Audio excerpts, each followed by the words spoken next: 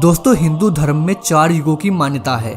सतयुग, त्रेता युग, द्वापर युग और कलयुग। प्रत्येक युग का आरंभ होता है और अंत होता है। ये सृष्टि का नियम है। हमारे धर्मशास्त्रों में लिखा है कि किस तरह से सतयुग, त्रेता युग, द्वापर युग का अंत हुआ। लेकिन इस समय कलयुग चल रहा है और कलयुग का अंत कैसे होगा, इस बारे में भी हमारे धर्म ग्रंथों में जानकारी मिलती है। जैसे जैसे चारों युग चलते थे, वैसे वैसे उनमें पाप बढ़ता जाता था और उसी पाप को मिटाने के लिए देवता धरती पर अवतरित होते थे।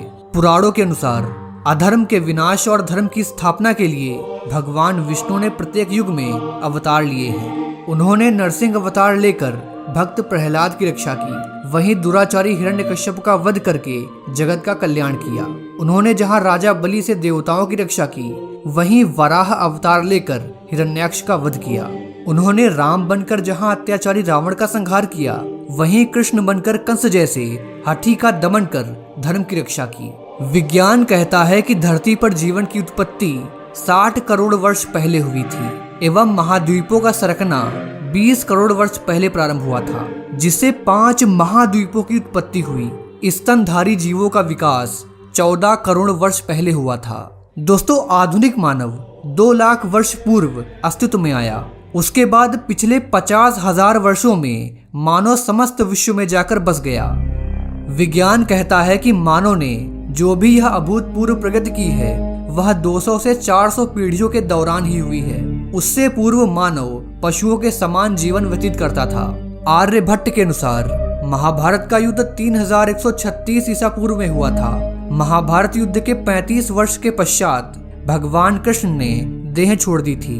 तभी से कलयुग का आरंभ होता है। भागवत पुराण के अनुसार भगवान श्री कृष्ण के देह छोड़ने के 3102 ईसा पूर्व के बाद कलयुग का आरंभ हुआ था। दोस्तों, हमारे पुराणों में कलयुग के बारे में लिखा है कि जैसे जैसे कलयुग अपने अंत की ओर बढ़ता जाएगा, वैसे वैसे पाप अपने चरम पर बढ़ता जाएगा। दोस्तों, कलयुग के अंत को लेकर कई भविष्यवाणियां की जा चुकी हैं। कलयुग में कई ऐसे संत महात्मा हुए हैं जिनमें भविष्य बताने की अद्भुत शक्ति होती थी। इन्हीं में से एक थे अच्युतानंद दास।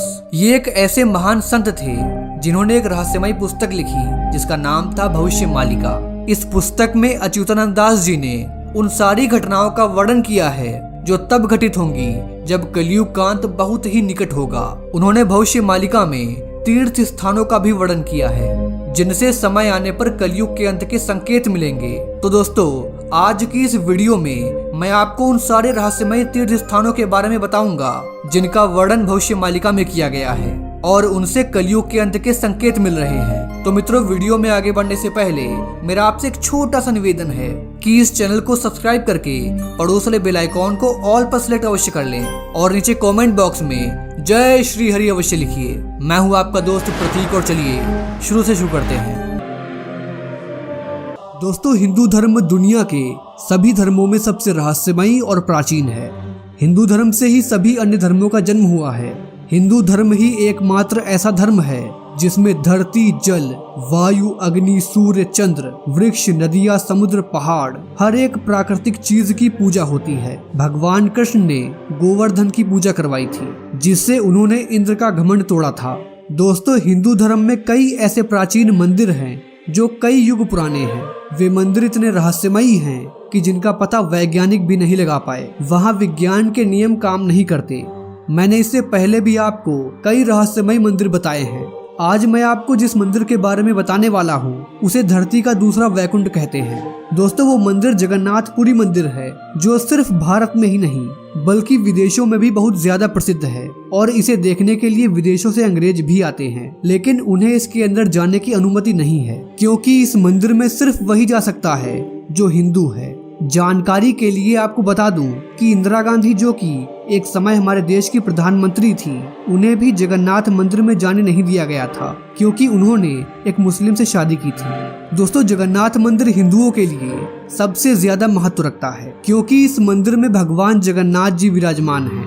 भगवान जगन्नाथ जी की जो मूर्ति इस मंदिर में स्थापित है वो लकड़ी की है और ऐसा कहा जाता है कि इस मूर्ति के अंदर भगवान कृष्ण जी का दिल है। दोस्तों ये मंदिर समुद्र के किनारे है और आप जानते हैं कि समुद्र के किनारे काफी ज्यादा शोर होता है, लेकिन वैज्ञानिकों के लिए हैरानी की बात यह है कि जगन्नाथ मंदिर में कदम रखते ही सारा का सारा शोर, सारी की सारी अजीब गंध कहाँ गायब हो जाती है किसी को नहीं पता। जगन्नाथ मंदिर की रसोई में, झंडे में, वातावरण में, भक्तों में कई दैविक रहस्य छुपे हुए हैं। दोस्तों क्या आप जानते हैं कि जगन्नाथ मंदिर में अपार खजाना छुपा हुआ है? अगर आप नहीं जानते तो इस वीडियो को अंत तक जरूर देखिए।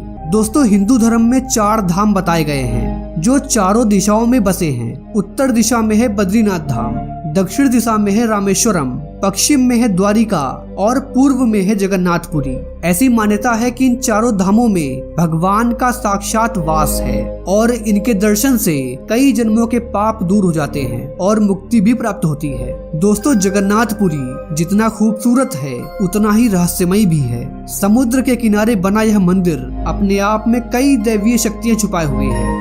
भगवान जगन्नाथ के इस मंदिर पर जाकर कोई भी इन आश्चर्यों को महसूस कर सकता है, लेकिन अनेक प्रयासों के बावजूद भी अब तक इन रहस्यों से पर्दा नहीं उठ पाया है। दोस्तों जगन्नाथ मंदिर में भगवान जगन्नाथ अकेले नहीं हैं, बल्कि उनके साथ बलराम जी और उनकी बहन सुभद्रा जी भी हैं। हम सभी ये कह सकते हैं कि ये दुनिया का एकमात्र ऐसा मंदिर है जिसमें भगवान के साथ उनके भाई और बहन की पूजा होती है। दोस्तों भगवान जगन्नाथ जितने साक्षात हैं उतने ही ज्यादा रहस्यमयी भी हैं। चारों धामों में जगन्नाथपुरी की ऐसी मान्यता है कि इसमें भगवान कृष्ण आज भी सशरीर मौजूद हैं और हर 12 साल के बाद नव कलेवर के उत्सव में नीम की लकड़ी से बना इनका आवरण बदला जाता है। मान्यताओं के अनुसार इस आवरण के अंदर भगवान किस रूप में रहते हैं यह अपने आप में एक रहस्य है। दोस्तों इस मंदिर की वार्षिक आय करीब 50 करोड़ रुपए है और मंदिर की संपत्ति 250 करोड़ के करीब है, लेकिन जितना दिखता है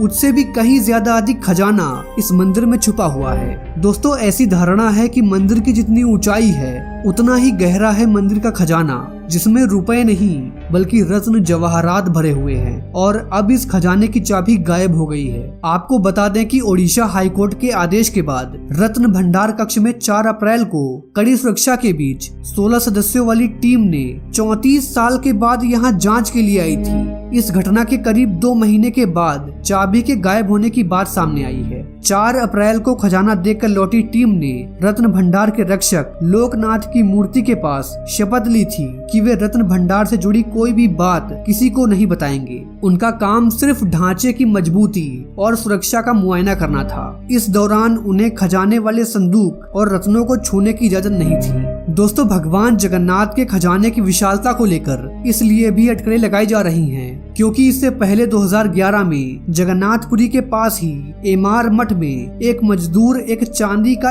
ईंट चुरा कर ले गया था और इसके बाद एक ऐसा रहस्य उजागर हुआ जिसे देखकर प्रशासन की आंखें भी चौंधिया गईं। जांच में जब इस मठ के कमरे को खोला गया तो उसमें 100 करोड़ से अधिक कीमत की चांदी की ईंटें मिली। अब ये देखना दिलचस्प होगा कि जगन्नाथ मंदिर के खजाने की चाबी का गुम होना कौन से नए रहस्य को सामने लाता है। दोस्तों आमतौर पर दिन के समय हवा समुद्र से धरती की तरफ चलती है और शाम को धरती से समुद्र की तरफ, लेकिन आपको जानकर हैरानी होगी कि यहाँ की प्रक्रिया उल्टी है। मंदिर का झंडा हमेशा हवा के विपरीत दिशा में लहराता है। हवा का रुख जिस दिशा में होता है झंडा उसकी ठीक विपरीत दिशा में लहराता है। दोस्तों विज्ञान के इस नियम को तो आप जरूर जानते होंगे कि जिस वस्तु पर रोशनी पड़ेगी उसकी छाया बनेगी, छोटी बने या फिर बड़ी बनेगी जरूर। लेकिन सृष्टि के पालनहार भगवान जगन्नाथ के मंदिर में विज्ञान का यह नियम काम नहीं करता, क्योंकि दिन के किसी भी समय इस मंदिर की परछाई नहीं बनती या फिर यूं कहें कि दिखाई नहीं देती।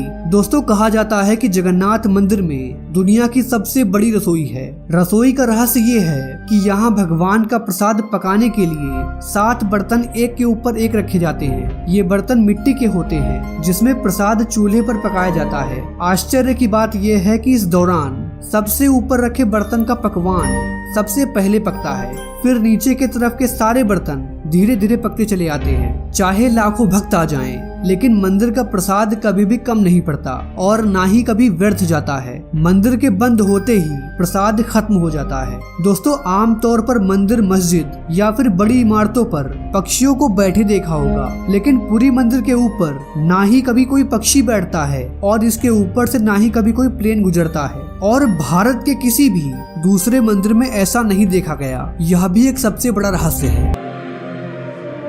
दोस्तों, 4 धाम में से एक बद्रीनाथ धाम के बारे में एक कहावत प्रचलित है कि जो आए बद्री वो ना आए ओदरी, अर्थात जो व्यक्ति बद्रीनाथ धाम के दर्शन कर लेता है उसे पुनः उदर यानी कि गर्भ से नहीं आना पड़ता, मतलब दूसरी बार जन्म नहीं लेना पड़ता। शास्त्रों के अनुसार मनुष्य को जीवन में कम से कम 2 बार बद्रीनाथ की यात्रा अवश्य करनी चाहिए। क्या आप जानते हैं कि एक दिन गंगा धरती से विलुप्त हो जाएगी? एक दिन ऐसा भी आएगा जब बद्रीनाथ धाम का पता बदल जाएगा। जी हाँ, ये बात सुनने में भले ही अजीब लगे, लेकिन हिंदू धर्म के जानकार यही बताते हैं और यही सत्य है। इस बात का जिक्र पुराणों में भी मिलता है। भविष्य में गंगा धरती से गायब होकर एक बार फिर स्वर्ग चली जाएगी, और जिस दिन ऐसा होगा उस दिन के बाद भगवान विष्णु के धाम बद्रीनाथ का पता बदल जाएगा। तो दोस्तों, चलिए आपको बताते हैं कि आखिर ये मान्यता क्या है। दोस्तों, बद्रीनाथ के अपने कई रहस्य हैं, चाहे वो पूजा के दौरान शंख ना बजाना हो या फिर पुजारी का स्त्री की वेशभूषा पहनकर पूजा करना। इन सभी मान्यताओं के अपने अपने कारण भी हैं। इन्हीं में से एक मान्यता जुड़ी है बद्रीनाथ के स्थान परिवर्तन को लेकर। दोस्तों, बद्रीनाथ से 46 किलोमीटर दूर जोशी मठ में नरसिंह भगवान का एक प्राचीन मंदिर है। भगवान नारायण का यहाँ मौजूद नरसिंह भगवान की मूर्ति से विशेष जुड़ाव माना गया है। कहा जाता है कि आदि गुरु शंकराचार्य जी जिस दिव्य शालिग्राम पत्थर में नारायण की पूजा करते थे, उनमें एक दिन नरसिंह भगवान की प्रतिमा उभर आई। उसी क्षण उन्हें दिव्य ज्ञान की प्राप्ति हुई। भगवान नारायण ने उन्हें रौद्र रूप के बजाय शांत रूप में दर्शन दिए। जोशी मठ का यही नरसिंह मंदिर भगवान नारायण का शीतकालीन निवास स्थान भी है। कहा जाता है कि वहां मौजूद नरसिंह भगवान की उस मूर्ति की एक कलाई हर साल पतली होती जा रही है और वर्तमान में नरसिंह भगवान के हाथ का वो हिस्सा सुई की गोलाई के बराबर रह गया है। कहा जाता है कि जिस दिन ये कलाई टूट जाएगी उस दिन से बद्रीनाथ धाम में मौजूद नर नारायण पर्वत, जिन्हें जय विजय पर्वत भी कहते हैं, वो आपस में मिल जाएंगे। कहावत है कि इससे बद्री विशाल पहुंचने का रास्ता बंद हो जाएगा। हालांकि इस दिन के बाद भगवान विष्णु के दर्शन जोशी मठ से 17 किलोमीटर दूर स्थित भविष्य बद्री में होंगे। दोस्तों, पुराणों की गाथाओं के मुताबिक जब गंगा स्वर्ग लोक से पृथ्वी लोक पर आई थी, तब उस वक्त उन्होंने खुद को 12 धाराओं में बांट दिया था। बद्रीनाथ में जो धारा बहती है वो अलकनंदा कहलाई। हालांकि अब उन 12 धाराओं में से महज कुछ नदियां बची हैं। इनमें से अलकनंदा और मंदाकिनी के नाम प्रमुख हैं। यही अलकनंदा आगे चलकर देवप्रयाग में भागीरथी से मिलकर गंगा का रूप लेती है। अब माना यह जाता है कि कलयुग में जब पाप की पराकाष्ठा हो जाएगी तो ये दोनों नदियां भी अपना स्वरूप खो देंगी और उस दिन गंगा वापस अपने निवास स्थान चली जाएगी। कहा जाता है कि उस दिन पूरे जम्बू द्वीप की पृथ्वी का विनाश निश्चित है और इसी दिन कलयुग का अंत भी होगा और सतयुग की शुरुआत भी होगी। हालांकि यह सभी जनश्रुतियां हैं। हाँ, इतना जरूर है कि जिस तरह से धरती का दोहन हो रहा है वो इन जनश्रुतियों को बल जरूर देता है। तो दोस्तों, चलिए अब मैं आपको बद्रीनाथ धाम के 10 बड़े रहस्य बताता हूँ। दोस्तों, बद्रीनाथ का नाम इसलिए बद्रीनाथ है क्योंकि यहाँ प्रचुर मात्रा में पाई जाने वाली जंगली बेरी को बद्री कहते हैं। इसी कारण इस स्थान का नाम बद्री पड़ा। यहाँ भगवान विष्णु का विशाल मंदिर है और यह संपूर्ण क्षेत्र प्रकृति की गोद में स्थित है। केदार घाटी में 2 पहाड़ हैं, नर और नारायण। भगवान विष्णु के 24 अवतारों में से एक नर और नारायण ऋषि की ये तपोभूमि है। उनके तप से प्रसन्न होकर केदारनाथ में शिव प्रकट हुए थे। दूसरी ओर बद्रीनाथ धाम है जहाँ भगवान विष्णु विश्राम करते हैं। कहते हैं कि सतयुग में बद्रीनाथ धाम की स्थापना नारायण ने की थी। दोस्तों, भगवान केदारेश्वर ज्योतिर्लिंग के दर्शन के बाद बद्री क्षेत्र में भगवान नर नारायण का दर्शन करने से मनुष्य के सारे पाप नष्ट हो जाते हैं और उसे जीवन मुक्ति भी प्राप्त होती है। इसी आशय को शिव पुराण के कोटि रुद्र संहिता में व्यक्त किया गया है। दोस्तों, पुराणों के अनुसार भूकंप, जल प्रलय और सूखे के बाद गंगा लुप्त हो जाएगी और इसी गंगा की कथा से जुड़ी है बद्रीनाथ और केदारनाथ तीर्थ की रोचक कहानी। दोस्तों, भगवान विष्णु की प्रतिमा वाला वर्तमान मंदिर 3133 मीटर की ऊंचाई पर स्थित है और माना जाता है कि आदि शंकराचार्य 8वीं शताब्दी के दार्शनिक संत ने इसका निर्माण किया था। इसके पश्चिम में 27 किलोमीटर की दूरी पर स्थित बद्रीनाथ शिखर की ऊंचाई 7138 मीटर है। बद्रीनाथ में एक मंदिर है जिसमें बद्रीनाथ या भगवान विष्णु की वेदी है। यह 2000 वर्ष से भी अधिक समय से प्रसिद्ध एक तीर्थ स्थान रहा है। दोस्तों, बद्रीनाथ में अन्य कई प्राचीन स्थल भी हैं, जैसे अलकनंदा के तट पर स्थित अद्भुत गर्म झरना जिसे तप्त कुंड भी कहा जाता है, एक समतल चबूतरा जिसे ब्रह्म कपाल कहा जाता है। दोस्तों, बद्रीनाथ से नजर आने वाला बर्फ से ढका ऊंचा शिखर नीलकंठ है जो गढ़वाल क्वीन के नाम से जाना जाता है। दोस्तों, पौराणिक कथाओं और यहाँ की लोक कथाओं के अनुसार यहाँ नीलकंठ पर्वत के समीप भगवान विष्णु ने बाल रूप में अवतरण लिया था।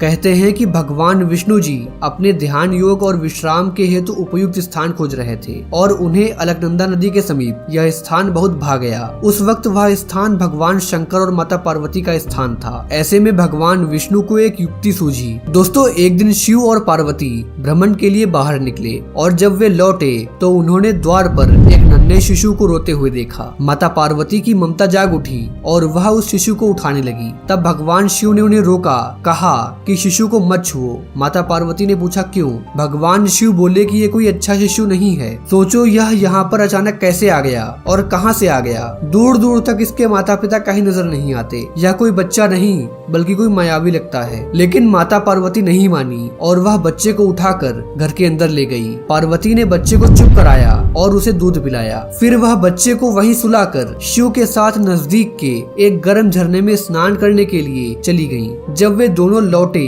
तो उन्होंने देखा कि घर का दरवाजा अंदर से बंद था। पार्वती ने शिव से कहा कि अब हम क्या करें? शिव ने कहा कि यह तुम्हारा बालक है, मैं कुछ नहीं कर सकता। अच्छा होगा कि हम कोई नया ठिकाना ढूंढ लें, क्योंकि अब दरवाजा नहीं खुलने वाला और मैं बलपूर्वक इस दरवाजे को नहीं खोलूंगा। कहते हैं कि शिव और पार्वती वह स्थान छोड़कर केदारनाथ चले गए और वह बालक जो भगवान विष्णु थे वे वहीं जमे रहे। इस तरह भगवान विष्णु ने जबरन बद्रीनाथ को अपना विश्राम स्थान बनाया। दोस्तों, जब भगवान विष्णु ध्यान योग में लीन थे तो बहुत अधिक हिमपात होने लगा। भगवान विष्णु और उनका घर हिम में पूरी तरह से डूबने लगा। यह देखकर माता लक्ष्मी व्याकुल हो उठी। स्वयं भगवान विष्णु के समीप खड़े होकर एक बेर यानी कि बद्री के वृक्ष के रूप में परिवर्तित कर लिया और समस्त हिम को अपने ऊपर सहने लगी। माता लक्ष्मी जी भगवान विष्णु को धूप वर्षा हिम से बचाने की कठोर तपस्या में जुट गईं। कई वर्षों के बाद जब भगवान विष्णु ने अपना तप पूर्ण किया तो देखा कि लक्ष्मी जी हिम से ढकी पड़ी हैं। तो उन्होंने माता लक्ष्मी के तप को देखकर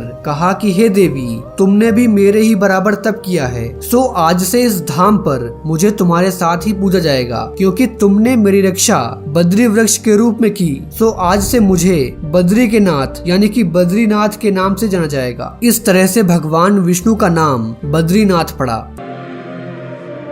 दोस्तों, भगवान शिव का धाम केदारनाथ एक नहीं बल्कि कई रहस्यों का घर है। महाभारत काल में इसका निर्माण पांडवों ने किया था। उसके बाद समय समय पर यहाँ कई प्राकृतिक आपदाएं आईं, लेकिन मंदिर हमेशा सुरक्षित रहा।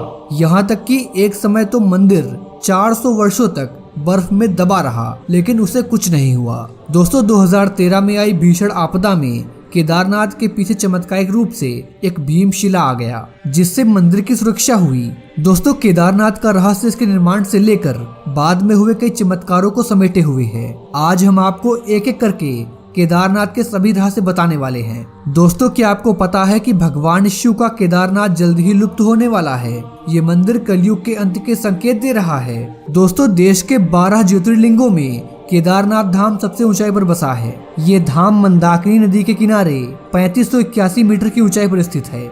ये उत्तराखंड का सबसे विशाल शिव मंदिर है, जो पत्थरों के शिलाखंडों को जोड़कर बनाया गया है। ये ज्योतिर्लिंग त्रिकोण आकार का है और इसकी स्थापना के बारे में कहा जाता है कि हिमालय के केदार श्रृंग पर भगवान विष्णु के अवतार नर और नारायण ऋषि तपस्या करते थे। उनकी तपस्या से प्रसन्न होकर भोलेनाथ प्रकट हुए और उन्हें ज्योतिर्लिंग के रूप में सदा वास करने का वरदान दिया। दोस्तों, हिमालय की चोटियों के बीच स्थित भोलेनाथ के इस पावन धाम का सनातन संस्कृति में बहुत महत्व है और यह मंदिर जागृत महादेव भी कहलाता है। दोस्तों, केदारनाथ समुद्र तल से 3553 मीटर की ऊंचाई पर स्थित है और यहाँ पहुँचने का रास्ता भी काफी दुर्गम है। केदारनाथ को जहाँ भगवान शंकर का आराम करने का स्थान माना गया है, वहीं बद्रीनाथ को सृष्टि का 8वां वैकुंठ कहा गया है, जहाँ भगवान विष्णु 6 माह निद्रा में रहते हैं और 6 माह जागते हैं। लेकिन क्या आपको पता है कि पुराणों में बद्रीनाथ के साथ केदारनाथ के भी लुप्त होने का जिक्र मिलता है।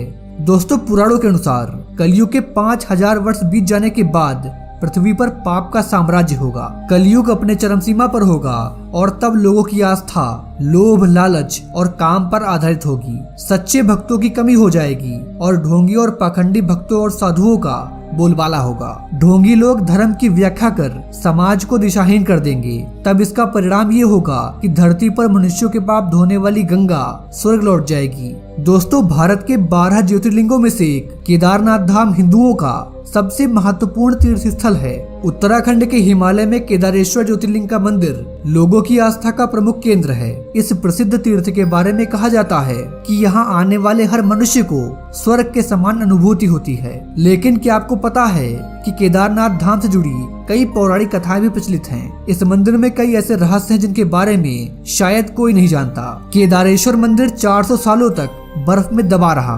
दोस्तों, पुराणों की भविष्यवाणी के अनुसार इस समूचे क्षेत्र के तीर्थ लुप्त हो जाएंगे। दोस्तों, केदार घाटी में 2 पहाड़ हैं, नर और नारायण। विष्णु के 24 अवतारों में से एक नर और नारायण ऋषि की यह तपोभूमि है। उनके तप से प्रसन्न होकर केदारनाथ में शिव प्रकट हुए थे। दोस्तों, पुराणों के अनुसार गंगा स्वर्ग की नदी है और इस नदी को किसी भी प्रकार से दूषित करने और इसके स्वाभाविक रूप से छेड़खानी करने का परिणाम ये होगा कि संपूर्ण जम्बू खंड का विनाश हो जाएगा और गंगा पुनः स्वर्ग चली जाएगी। फिर गंगा किनारे बसे तीर्थ स्थलों का कोई महत्व नहीं रहेगा, वे नाम मात्र के तीर्थ स्थल होंगे। पुराणों के अनुसार वर्तमान बद्रीनाथ धाम और केदारेश्वर लुप्त हो जाएंगे और वर्षों बाद भविष्य बद्री नामक नए तीर्थ का उद्गम होगा। वहीं ये माना जाता है कि इसके बाद भगवान भोलेनाथ जोशीमठ के पास ही भविष्य केदार में भक्तों को दर्शन देंगे।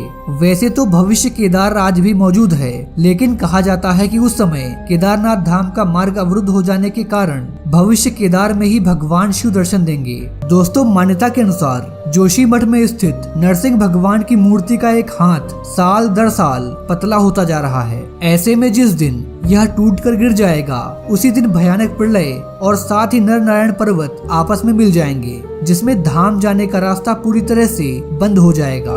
पुराणों के अनुसार आने वाले कुछ वर्षों में वर्तमान बद्रीनाथ धाम और केदारेश्वर धाम लुप्त हो जाएंगे। दोस्तों, सर्दियों के माह में जब केदारनाथ मंदिर 6 माह के लिए बंद हो जाता है, तब यहाँ रहस्यमय तरीके से अखंड ज्योत लगातार 6 माह तक प्रज्वलित होती रहती है। दीपावली के बाद यहाँ पर भीषण बर्फबारी का दौर शुरू होता है, जिस कारण केदारनाथ भगवान के प्रतीकात्मक रूप को नीचे उखी मठ के ओमकारेश्वर मंदिर में स्थापित कर दिया जाता है। इन 6 माह में वहाँ के स्थानीय नागरिक भी वहाँ नहीं रह पाते। इस कारण से वहाँ के सभी श्रद्धालु, भक्तगण, स्थानीय नागरिक, दुकान वाले, उत्तराखंड के सरकारी अधिकारी इत्यादि सब नीचे आ जाते हैं। 6 माह तक ये स्थल एकदम सुनसान होता है और केदारनाथ धाम जाने का रास्ता बंद रहता है। जब मंदिर के पुजारियों के द्वारा 6 माह के बाद केदारनाथ धाम के कपाट खोले जाते हैं, तब भी वो अखंड ज्योति वहाँ पर जल रही होती है। साथ ही ऐसा प्रतीत होता है कि कल ही यहाँ किसी ने पूजा की थी। 6 माह तक मंदिर बंद रहने के पश्चात भी ऐसा प्रतीत होता है कि मंदिर की अच्छे से साफ सफाई की गई है। ये केदारनाथ मंदिर के रहस्यों में सबसे बड़ा रहस्य है। दोस्तों, केदारनाथ मंदिर से लगभग आधा किलोमीटर की दूरी पर प्रसिद्ध भैरवनाथ जी का मंदिर स्थित है। इसे इस क्षेत्र का क्षेत्रपाल भी कहा जाता है, जो इस मंदिर की सुरक्षा करते हैं। दोस्तों, मान्यता है कि जब 6 महीने के लिए ये मंदिर बंद रहता है, तो इसकी सुरक्षा भैरवनाथ जी करते हैं। जो भी भक्तगण केदारनाथ मंदिर के दर्शन के लिए आते हैं, उन्हें पहले श्री भैरवनाथ मंदिर के दर्शन करना अनिवार्य होता है, अन्यथा केदारनाथ की यात्रा विफल मानी जाती है। दोस्तों, वर्ष 2013 में उत्तराखंड व केदारनाथ में आई भयंकर त्रासदी के बारे में कौन नहीं जानता होगा। उस समय आसमान में इतनी भयंकर मेघ गर्जना व बारिश हुई जितनी संभवतः आज तक नहीं हुई। उस आपदा में लगभग 10,000 से भी ज्यादा श्रद्धालु मारे गए। सभी नदियां उफान पर थी व हर जगह भीषण बाढ़ आ रही थी। तब बाढ़ का प्रचंड रूप केदारनाथ मंदिर की ओर भी बढ़ रहा था। केदारनाथ मंदिर के पीछे जो शंकराचार्य का समाधि स्थल था, वह पूरी तरह से बाढ़ में बह गया। इससे पहले कि बाढ़ का पानी केदारनाथ मंदिर के अंदर पहुंचता, उससे पहले ही चमत्कारिक रूप से एक विशाल चट्टान पानी में बहती हुई आई और ठीक मंदिर के पीछे रुक गई। इसी चट्टान से टकराकर पानी का बहाव दो भागों में बढ़ गया और मंदिर के दोनों ओर से आगे निकल गया। दोस्तों, आज हम इस चट्टान को भीमशिला के नाम से जानते हैं। जो भी केदारनाथ मंदिर के दर्शन के लिए जाता है वह इस चट्टान की पूजा जरूर करता है। मान्यता है कि स्वयं महादेव ने मंदिर की सुरक्षा के लिए इस भीमशिला को केदारनाथ धाम के पास भेजा था। दोस्तों, भारत अपनी प्राचीनता को लेकर दुनिया भर में फेमस है। यहाँ संस्कृति की जड़ें बेहद ही गहरी हैं, जो कि 7 समंदर पार के लोगों को भी आकर्षित करती हैं। खासकर आध्यात्मिक यात्राओं के लिए कश्मीर से कन्याकुमारी तक अनेक ऐसे स्थान हैं जो आपको रोमांचक अनुभव देती हैं। देश के विभिन्न भाग में भगवान शिव के 12 ज्योतिर्लिंग अपनी दिव्यता और सनातन महत्व के कारण दर्शनीय हैं। इनमें मध्य प्रदेश के उज्जैन स्थित महाकालेश्वर मंदिर रहस्यों को लेकर चर्चा में बना रहता है। वैसे तो साल भर यहाँ यात्री आते हैं, लेकिन विशेष पर्वों पर भीड़ और अधिक बढ़ जाती है। दोस्तों, मुझे पूरा विश्वास है कि इसके रहस्यमय किस्सों को जानकर आप खुद को रोक नहीं पाएंगे। ऐसी मान्यता है कि भगवान शिव सबसे सरल देवता हैं, लेकिन उनमें जो विशालता है उन्हें जिसने महसूस कर लिया वो जगत को अच्छी तरह से समझ लेता है। उज्जैन में भगवान शिव के अवघड़ स्वरूप की उपासना होती है, जो कि अपने आप में अनोखा है। शिव के इस रूप में पूजने के पीछे एक कहानी है। दोस्तों, भूत पिशाच को नचाने वाले, शरीर पर भस्म का लेप लगाने वाले अवघड़ शिव भक्तों के लिए बेहद प्रिय है। पूरी सृष्टि भगवान शिव से उत्पन्न होकर भगवान शिव में विलीन हो जाती है। उज्जैन प्राचीन काल से ही धार्मिक नगरी के रूप में प्रसिद्ध है, जहां भगवान शिव काल भैरव के रूप में मौजूद हैं। दोस्तों, भस्म को सृष्टि का सार बताया गया है, जिसे महाकाल के शरीर पर लगाकर उनकी पूजा की जाती है। दोस्तों, आपको पता होगा कि महाकालेश्वर मंदिर में दर्शन करने के लिए अक्सर कई सेलिब्रिटी, मुख्यमंत्री, प्रधानमंत्री आते हैं, लेकिन शाम होते ही वे यहाँ से निकल लेते हैं। रात में वे यहाँ पर नहीं रुकते, क्योंकि यहाँ कुछ ऐसी मान्यताएं हैं जिनसे बड़े बड़े वैज्ञानिक और प्रधानमंत्री तक डरते हैं। मित्रों, महाकालेश्वर मंदिर में कुछ ऐसी घटनाएं घट रही हैं जो बेहद ही जानलेवा हैं और उन्हें कलयुग के अंत से जोड़कर देखा जा रहा है। लोगों का मानना है कि इन घटनाओं के माध्यम से स्वयं महादेव हमें ये संकेत दे रहे हैं कि कलयुग के अंत में ज्यादा समय नहीं बचा है। दोस्तों, महाकाल का संबंध केवल मृत्यु से है, लेकिन ये पूरा सच नहीं है। महाकाल के 2 अर्थ होते हैं, एक समय और दूसरा मृत्यु। काल को महाकाल भी कहते हैं, क्योंकि प्राचीन समय में यहीं से संपूर्ण विश्व का मानक समय निर्धारित होता था। इसलिए इस ज्योतिर्लिंग का नाम महाकालेश्वर रखा गया। दोस्तों, दूसरा कारण भी काल से जुड़ा हुआ है। दरअसल महाकाल का शिवलिंग तब प्रकट हुआ जब महादेव को एक राक्षस दूषण का अंत करना था। भगवान शिव उस राक्षस का काल बनकर आए और उसी दिन के बाद अवंती नगर उज्जैन के नाम से जाना जाता है। वहाँ के निवासियों के आग्रह पर महाकाल वहाँ उपस्थित हो गए और वे समय और सृष्टि के अंत तक यहीं पर रहेंगे और इसीलिए इन्हें महाकाल कहा जाता है। दोस्तों, महाकालेश्वर मंदिर में 2 ऐसी घटनाएं घटित हुई थी जिन्हें देखकर भक्तों में भी डर बैठ गया था। पहली घटना मंदिर में आग लगना थी। जी हाँ दोस्तों, मध्य प्रदेश के उज्जैन में स्थित भगवान महाकालेश्वर मंदिर में सावन के महीने में बड़ी संख्या में श्रद्धालु पहुंच रहे थे। यह सिलसिला सावन के महीने के पहले से ही जारी था। तभी अचानक एक घटना घटित हुई। बाबा महाकाल मंदिर के परिसर में भीषण आग लग गई। दोस्तों, वहां पर आग लगने से अफरा तफरी मच गई। जिस समय आग लगी उस समय मंदिर में श्रद्धालु भी मौजूद थे। इस घटना से वहां पर खड़े कई श्रद्धालुओं के मन में डर बुरी तरह से बैठ गया था। दोस्तों, मिली जानकारी के मुताबिक मंदिर में ब्रिज निर्माण के समय चिंगारी उठने से आग लगी थी। दोस्तों, बता दें कि 2 अगस्त को नाग पंचमी को लेकर श्रद्धालुओं के दर्शन के लिए ब्रिज निर्माण किया जा रहा था। ब्रिज के वेल्डिंग कार्य के दौरान चिंगारी मंदिर में गिरी और आग लग गई। हालांकि जल्दी ही आग पर काबू पा लिया गया था और बड़ा हादसा होने से बच गया था। दोस्तों, दूसरी घटना तब घटित हुई जब भगवान का प्रसाद बेचने वाले दुकानदारों के बीच भयंकर खूनी संघर्ष हुआ था। श्री महाकालेश्वर मंदिर के बाहर दुकान लगाने वाले दुकानदारों के बीच खूनी संघर्ष पहली बार नहीं हुआ है। आए दिन यहाँ फूल सामग्री बेचने को लेकर वर्चस्व की लड़ाई जारी रहती है। आश्चर्य की बात यह है कि जहाँ दुकानें लगी हैं उससे ही कुछ दूरी पर महाकाल थाना भी है। बावजूद इसके दुकानदार जिस तरह से लड़ते हैं उससे पता लगता है कि ये मंदिर का क्षेत्र नहीं है, बल्कि ये कोई जंग का मैदान है। दोस्तों गौरतलब है कि 2 वर्ष पहले महाकाल मंदिर के गेट क्रमांक 4 के बाहर ही एक दुकानदार ने एक व्यक्ति को चाकू मारकर निर्मम हत्या कर दी थी। इसके बाद जिला प्रशासन ने यहाँ बड़ी कार्रवाई की थी। दोस्तों ये सभी घटनाएं हमें ये बताती हैं कि घोर कलयुग शुरू हो चुका है। भगवान के परिसर में ही ऐसी घटनाएं हो रही हैं तो अन्य जगहों का क्या हाल होगा। दोस्तों उज्जैन के राजा महाकालेश्वर शिव यहाँ ज्योतिर्लिंग के रूप में विराजमान है। इनकी आरती चिता की भस्म से की जाती है। उससे पहले भस्म से उनका श्रृंगार किया जाता है। सुबह तड़के 4 बजे ताजा जले चिता की राख से महाकाल की पूजा की जाती है, लेकिन एक असाधारण घटना होने की वजह से इस प्रथा को बदल दिया गया। अब उपले की राख से महाकाल का अभिषेक किया जाता है, लेकिन ऐसा कब से शुरू हुआ ये कहना मुश्किल है। दोस्तों बताया जाता है कि चिता की कमी की वजह से एक बार पुजारी ने अपने जीवित पुत्र को आग के हवाले कर दिया और उसकी राख से पूजा कर डाली। इस घटना के बाद से ही इस प्रथा को बंद कर दिया गया।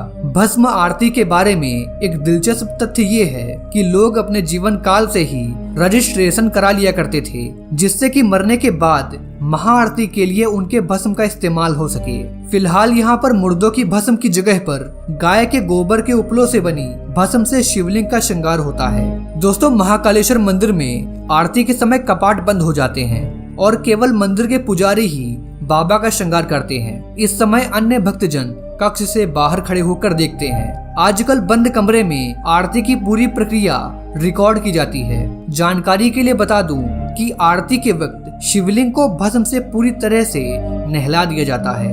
अंत में शिवलिंग पर भगवान शिव का चेहरा बना दिया जाता है और फिर मंदिर के पट को खोल दिया जाता है। यहाँ के पुजारी मात्र एक धोती पहने रहते हैं, क्योंकि यहाँ किसी अन्य वस्त्र को धारण करने की पूरी तरह से मनाही होती है। चूँकि महाकालेश्वर भगवान शिव शमशान के साधक हैं, इसलिए भस्म को उनका आभूषण माना जाता है। भक्त ज्योतिर्लिंग पर चढ़े भस्म को प्रसाद के रूप में ग्रहण करते हैं। लोगों में विश्वास है कि इससे रोग द्वेष दूर होते हैं। दोस्तों दरअसल उज्जैन में रात को रुकने को लेकर एक मान्यता है और ये मान्यता काफी लंबे समय से चली आ रही है। इस मान्यता के चलते यहाँ कोई राजा, मुख्यमंत्री, राष्ट्रपति या फिर देश का प्रधानमंत्री तक यहाँ कभी रात में रुकता नहीं। मालूम होता है कि बाबा महाकाल को उज्जैन का राजाधिराज माना जाता है। ऐसी धारणा है कि एक राज्य में कभी भी 2 राजा नहीं रुकते और अगर कभी रुकते भी हैं तो उसका खामियाजा भुगतना पड़ता है।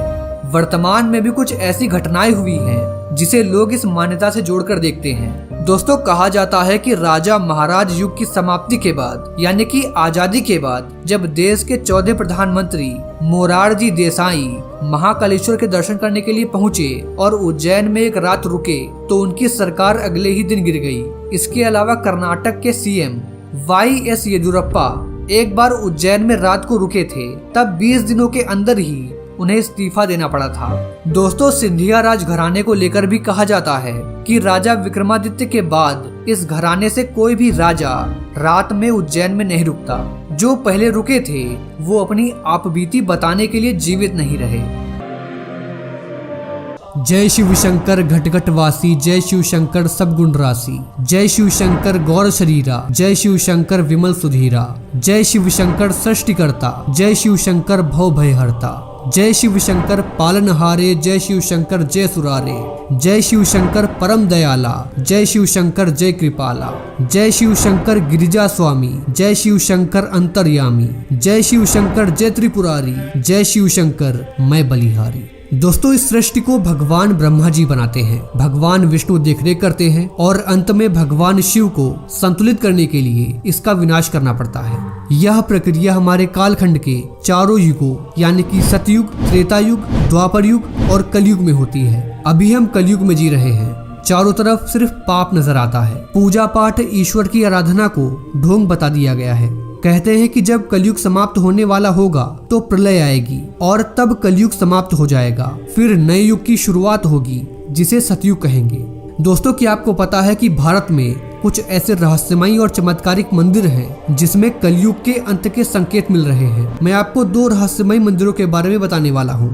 पहले मंदिर में भगवान शिव का शिवलिंग है और उससे कलयुग के अंत के संकेत मिल रहे हैं। दूसरे मंदिर में स्वयं नंदी महाराज हैं जो स्वयं अपने भक्तों को चमत्कार दिखा रहे हैं।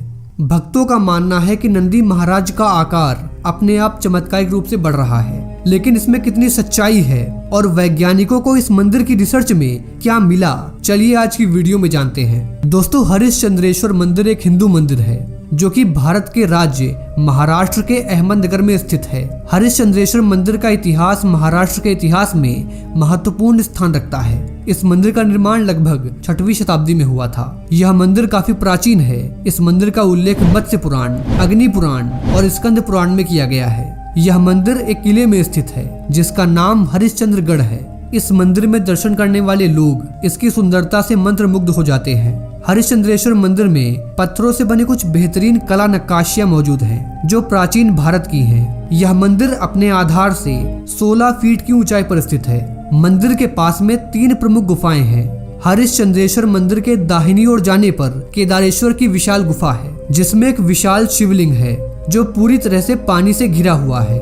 आधार से इसकी ऊंचाई 5 फीट है और शिवलिंग के चारों ओर पानी है जिसकी गहराई लगभग 3 फीट है। शिवलिंग तक पहुंचना काफी कठिन है क्योंकि पानी काफी ठंडा और फिसलन वाला है। मॉनसून में इस गुफा तक पहुंचना संभव नहीं है क्योंकि रास्ते में एक विशाल जलधारा बहती है।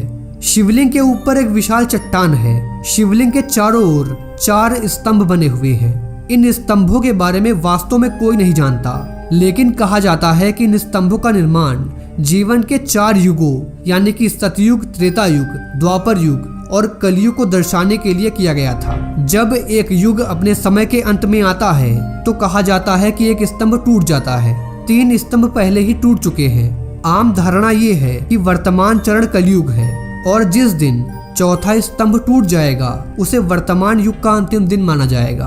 दोस्तों, हमारा अगला मंदिर है उमा माहेश्वरी मंदिर। पौराणिक कथाओं तथा धर्म ग्रंथों में कलयुग से जुड़ी हुई कई अलग अलग बातें बताई गई हैं। कलयुग के अंत में प्रलय आने की बात कही गई है। शायद इसीलिए ही इस मंदिर को तथा यहाँ पर विराजित नंदी के बढ़ते हुए आकार को भी कलयुग से जोड़कर देखा गया है। इस मंदिर में कई ऐसे रहस्य छिपे हुए हैं जिनके बारे में सुनकर सभी हैरान हो जाते हैं। ये रहस्य हर किसी को सोचने पर मजबूर कर देते हैं कि आखिर इस मंदिर में ऐसा क्यों होता है। दोस्तों, हम बात कर रहे हैं सबसे रहस्यमय मंदिर उमा माहेश्वरी मंदिर के बारे में जो कि स्थित है आंध्र प्रदेश के कुर्नूल जिले में। इस मंदिर में स्थापित नंदी महाराज की एक चमत्कारिक प्रतिमा है जिसका आकार लगातार बढ़ता जा रहा है। माना जाता है कि इस मूर्ति का आकार हर 20 साल में 1 इंच बढ़ता है। 2020 में इस नंदी की प्रतिमा का आकार लगभग 5 फीट और 10 फीट चौड़ा था। आलम यह है कि इस प्रतिमा के लिए अब जगह नहीं बची है। दोस्तों, जब इस प्रतिमा का आकार छोटा था तब लोग नंदी देव की आसानी से परिक्रमा कर लेते थे, लेकिन अब नंदी का आकार इतना बढ़ गया है कि मंदिर के खंभे तथा प्रतिमा के बीच में स्थान नहीं बचा है। नंदी की प्रतिमा पर कुछ वैज्ञानिकों ने शोध भी किए हैं। वैज्ञानिकों का कहना है कि यह प्रतिमा एक ऐसे अनोखे पत्थर से बनी हुई है जिसका आकार अपने आप बढ़ता जा रहा है। यही उस पत्थर की प्रकृति है। दोस्तों, इस मंदिर की एक और खास बात यह है जो इसे और भी रहस्यमय बना देती है। दरअसल यहाँ पर पुष्करणी तालाब है जहाँ पर नंदी जी के मुंह से लगातार पानी बहता है, लेकिन आज तक इस बात का पता कोई नहीं लगा पाया कि आखिर नंदी के मुंह से पानी कहाँ से आता है। दोस्तों, साथ ही इस मंदिर में एक भी कौवा नजर नहीं आता। मान्यता है कि इसी स्थान पर ऋषि अगस्त ने तपस्या की थी। अपने तप में कोई व्यवधान उत्पन्न न हो इसलिए उन्होंने कौवों को इस स्थान पर न आने का श्राप दिया था। दोस्तों, इस मंदिर के पास में 2 गुफाएं बनी हुई हैं। एक गुफा में भगवान वेंकटेश्वर की प्रतिमा स्थापित है। पौराणिक कथा के अनुसार इस मंदिर के निर्माण से पहले ही यहाँ पर भगवान वेंकटेश्वर की प्रतिमा स्थापित थी, लेकिन ये मूर्ति खंडित थी। माना जाता है कि मूर्ति स्थापना के समय ही मूर्ति के पैर के अंगूठे का नाखून टूट गया था, इसलिए इस प्रतिमा की पूजा नहीं की जाती। दोस्तों, सभी के मन में ये सवाल जरूर आता है कि कलयुग के अंत के बाद क्या होगा। तो आपको बता दें कि नंदी देव की प्रतिमा के बारे में ऐसा मानते हैं कि कलयुग के अंत तक नंदी देव दोबारा जीवित हो जाएंगे और जिस दिन नंदी देव जिंदा होंगे उसी दिन पृथ्वी पर महाप्रलय आएगी और कलयुग समाप्त हो जाएगा। ये बात कहाँ तक सत्य है और कहाँ तक नहीं, ये तो वक्त बताएगा।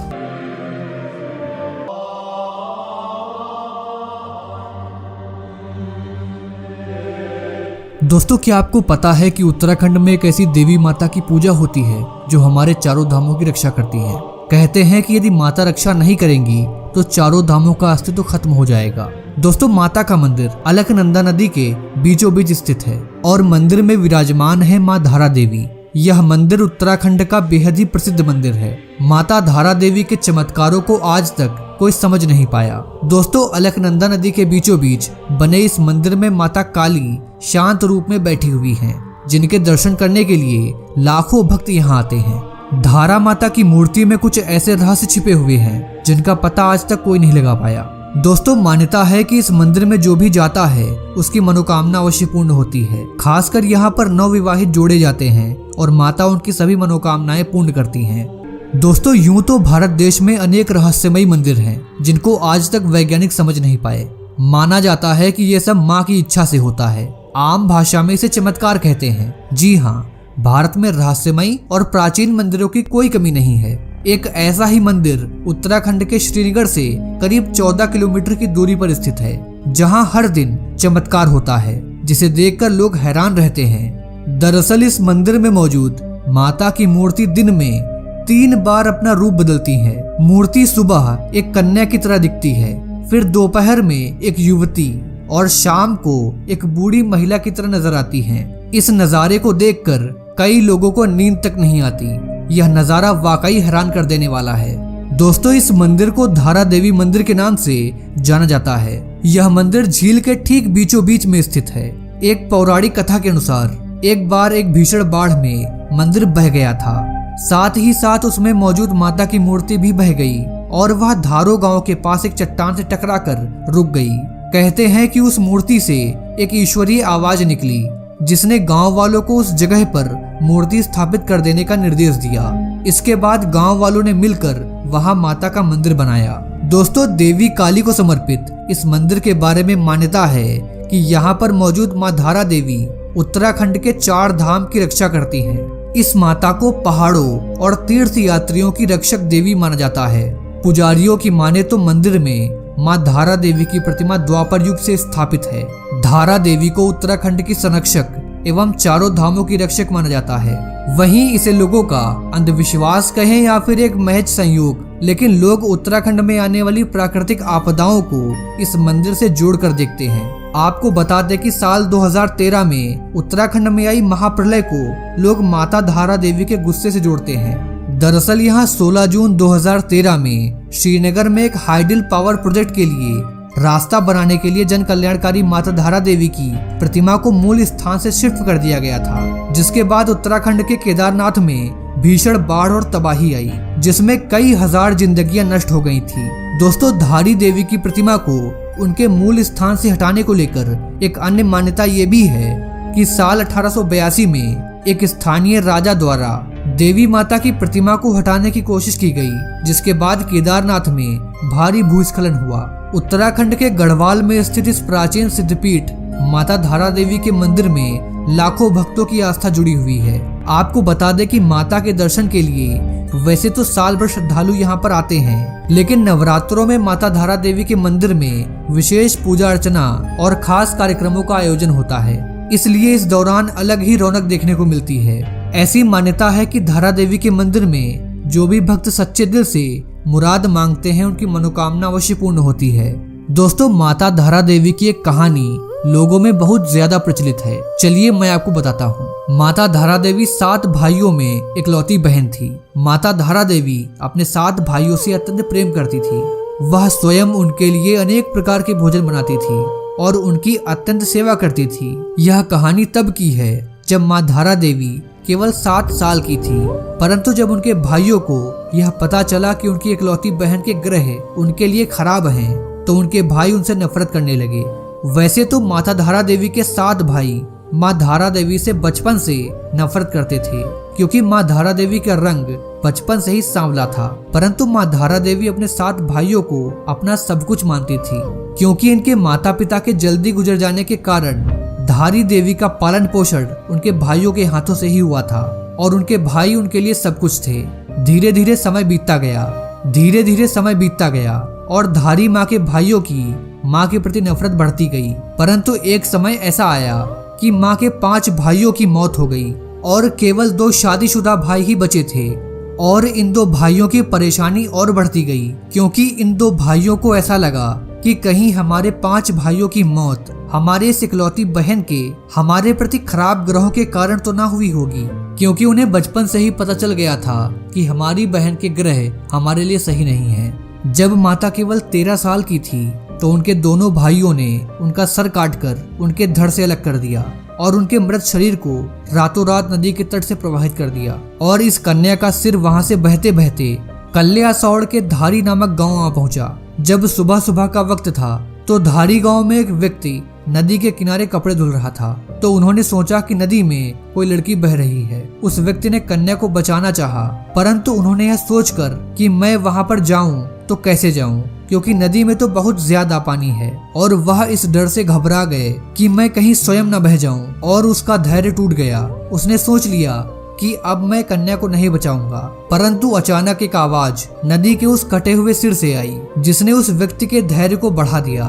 वह आवाज थी कि तू घबरा मत और तू मुझे यहाँ से बचा, और मैं तेरे को यह आश्वासन दिलाती हूँ कि तू जहाँ जहाँ पैर रखेगा मैं वहाँ वहाँ तेरे पैर के लिए सीढ़ी बना दूंगी। कहा जाता है कि जब वह व्यक्ति नदी में कन्या को बचाने के लिए गया तो सच में अचानक एक चमत्कार हुआ। जहाँ जहाँ उस व्यक्ति ने अपने कदम रखे वहाँ वहाँ अपने आप सीढ़ियां बनती गईं। जब वह व्यक्ति नदी में गया तो उस व्यक्ति ने उस कटे हुए सिर को जब कन्या समझकर उठाया तो वह व्यक्ति अचानक घबरा गया।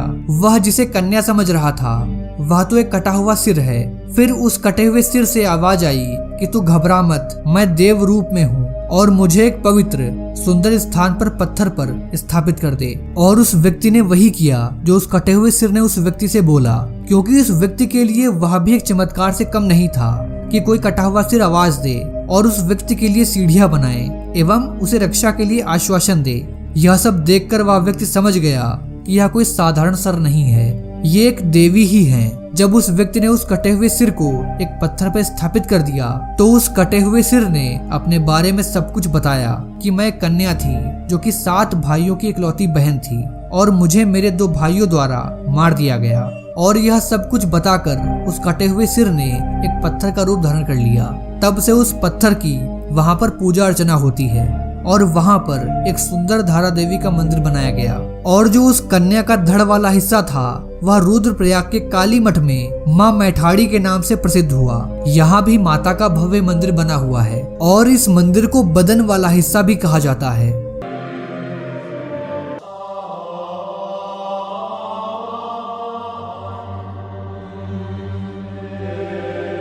दोस्तों, अब तक की वीडियोस में मैंने आपको जगन्नाथपुरी मंदिर के रहस्य बताए, बद्रीनाथ धाम के रहस्य बताए, केदारनाथ के रहस्य बताए, लेकिन आज मैं आपको जिस मंदिर के बारे में बताने वाला हूँ उसके बारे में जानकर आपको हैरानी अवश्य होगी। दोस्तों, उस मंदिर में वैज्ञानिकों ने रिसर्च की और रिसर्च में पाया कि मंदिर में जो शिवलिंग स्थापित है उसका साइज अपने आप बढ़ रहा है। ऐसा क्यों हो रहा है, इसका जवाब तो विज्ञान के पास भी नहीं है। दोस्तों, आज मैं आपको जिस मंदिर के बारे में बता रहा हूँ उसका नाम है मतंगेश्वर मंदिर। जी हाँ, मध्य प्रदेश के खजुराहो में स्थित है मतंगेश्वर मंदिर।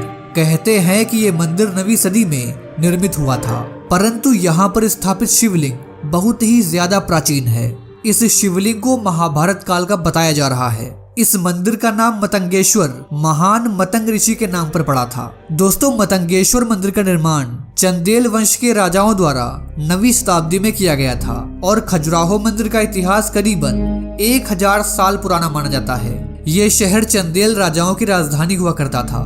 दोस्तों, भगवान महादेव को समर्पित यह मतंगेश्वर मंदिर कई सारे वर्षों से भगवान महादेव की पूजा का एक माध्यम है। मतंगेश्वर मंदिर से कई सारी चमत्कारिक कथाएं और रहस्य जुड़े हुए हैं। कई कारणों की वजह से मतंगेश्वर मंदिर में श्रद्धालु भगवान शिव का आशीर्वाद लेने के लिए देश विदेश से आते हैं। ऐसा माना जाता है कि खजुराहो के इस स्थान पर भगवान शिव और पार्वती का विवाह हुआ था। दोस्तों, कहते हैं कि इस शिवलिंग का आकार हर वर्ष बढ़ जाता है। इस शिवलिंग की ऊंचाई लगभग 2.5 मीटर और व्यास 1 मीटर बताया जाता है। मतंगेश्वर शिवलिंग का आकार धरती के ऊपर और नीचे हर साल बढ़ता जाता है। हर साल की कार्तिक पूर्णिमा के दिन पर्यटन विभाग के कर्मचारी आकर इस शिवलिंग की माप करते हैं, जिससे पता चलता है कि इस शिवलिंग का आकार हर साल बढ़ रहा है। दोस्तों, इस मंदिर का निर्माण एक चमत्कारिक मणि के ऊपर करवाया गया है। मान्यता के अनुसार यह मणि स्वयं भगवान शिव ने सम्राट युधिष्ठिर को दी थी, जो कि हर मनोकामना को पूर्ण करती थी। बाद में संन्यास धारण करते समय युधिष्ठिर ने इसे मतंग ऋषि को दे दिया था।